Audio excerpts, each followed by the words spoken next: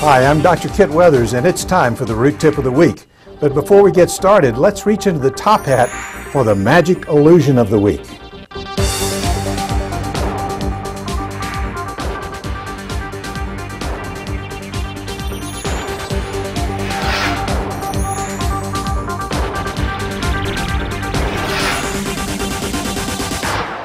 Here's an interesting trick to do. Borrow a bill from anyone at the table and then just tear it in half and take both pieces and say that you're going to try to put it back together again. You can have one person blow on one side, the other person blow on the other side, and then you put the two pieces back together and you got one bill. So what's the secret? To learn the secret to this and other magic tricks in this series, go to EndoRootCamp.com.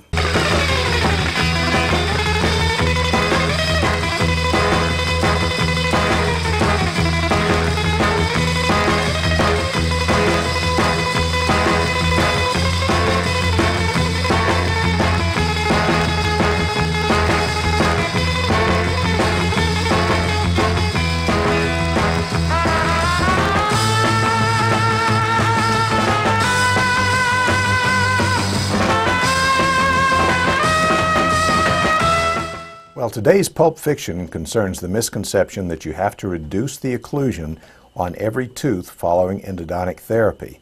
And nothing could be further from the truth. I never reduce the occlusion unless the patient comes in and claims that every time they bite down, it hurts to push pressure against that tooth. That means the periodontal ligament is inflamed and the tooth is raising up a little bit out of the socket, and that probably indicates that you're going to have to do a little occlusal reduction. In most cases, however, that's not necessary. If you do have to reduce the occlusion, be sure that you minimally reduce it. I think this is just a little bit too much being taken off here. The other thing to keep in mind is most of the time we were taught in dental school at least to cap the cusp of every tooth that had to have a root canal. And the reason that they said we had to cap the cusps is because a lot of times endodontically treated teeth would tend to break off. I was taught that they were more brittle because they would dry out following the root canal therapy.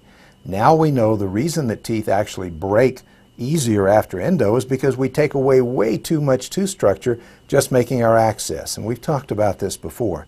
So not only do we resist capping all of the cusps, we want to keep everything to a minimum exposure. But if you do know that you're going to have to cap the cusp anyway, go ahead and do your occlusal reduction first. There are many advantages to that. You'll find that there is no hyperocclusion once you've taken the tooth out of occlusion. You'll also find that visibility is much better. You can see into the canal a lot easier.